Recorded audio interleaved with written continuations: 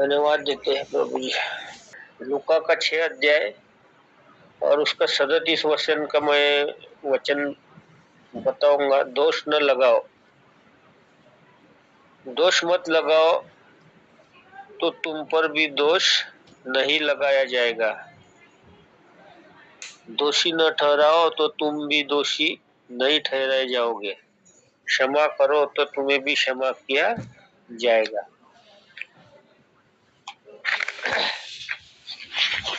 धन्यवाद देते प्रभु का।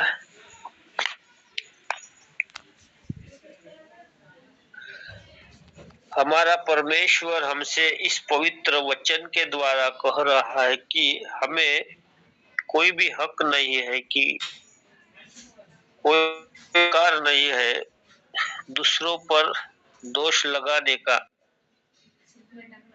हमारे स्वर्गीय पिता ने हमें यह अधिकार कतई नहीं दिया है कि हम दूसरों पर बड़ी आसानी से दोष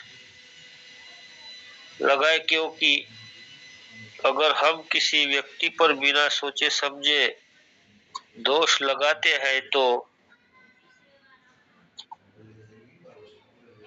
वह जो हमारे शोध की पिता पर लगाते हैं दोष की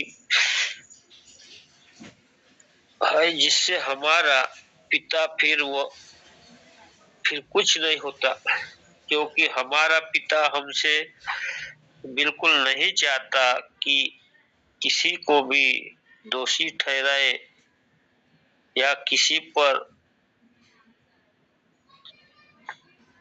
अगर हम किसी व्यक्ति पर दोष लगा रहे हैं तो पहले हमें खुद को जांचना है कि क्या हम उस जगह बिल्कुल पवित्र है, क्या हमने कभी कोई पाप नहीं किया है अपने जीवन में। अगर आज हम दूसरों को दोषी ठहराते हैं, उन पर तरह तरह के इल्जाम लगाते हैं, उन्हें भला बुरा कहते हैं, तो मेरे एक दिन हमें भी इसी परिस्थितियों का सामना करना पड़ सकता है। क्योंकि अगर एक उंगली हम दूसरों पर उठाते हैं तो बाकी के 3 ग्रह हमारी तरफ भी इशारा करती है कि पहले अपने आप को जांचो, फिर दूसरों का न्याय करो। और अगर हम किसी को दोषी पाते भी हैं तो हमें उसे क्षमा करना भी आना चाहिए,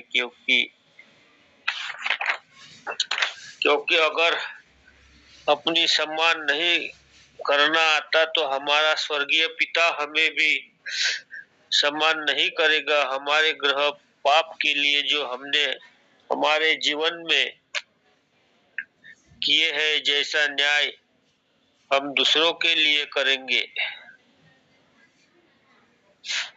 वैसा ही न्याय हमारे लिए भी किया जाएगा। इस वचन के द्वारा हमारा परमेश्वर हमसे कह रहा है कि किसी पर दोष मत लगाओ।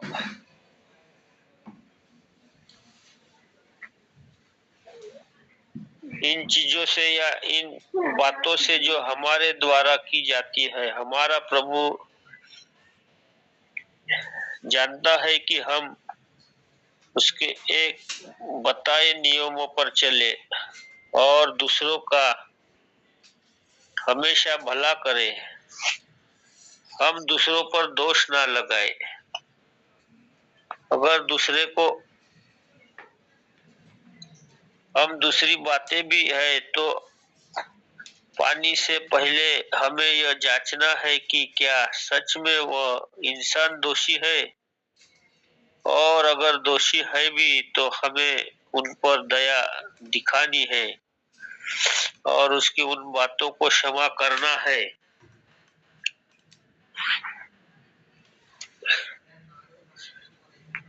क्षमा मिलेगी हमें अपने परमेश्वर की तरह, जैसे हमारा परमेश्वर दीन था हमें भी क्षमा करना आना चाहिए, हमें दोष लगाना नहीं आना चाहिए, क्योंकि हमारा पिता हमसे सिर्फ यही कहता है कि तुम सिर्फ क्षमा करो, कि हमारे स्वर्गीय पिता ने हमें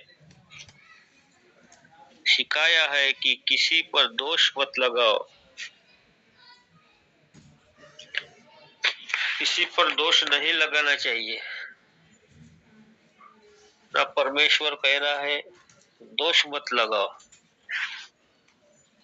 कोई भी काम हो तो, अब उस दिन मेरे मिसेस ने मुझे एटीएम से पैसे निकालने गए, उसका एटीएम फंस गया।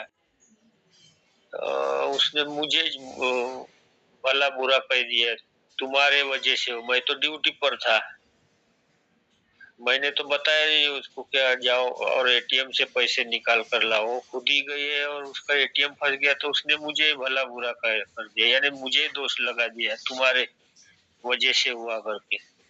तो ऐसा नहीं करना चाहिए।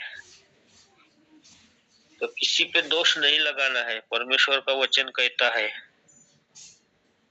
कि तुम दोष मत लगाओ।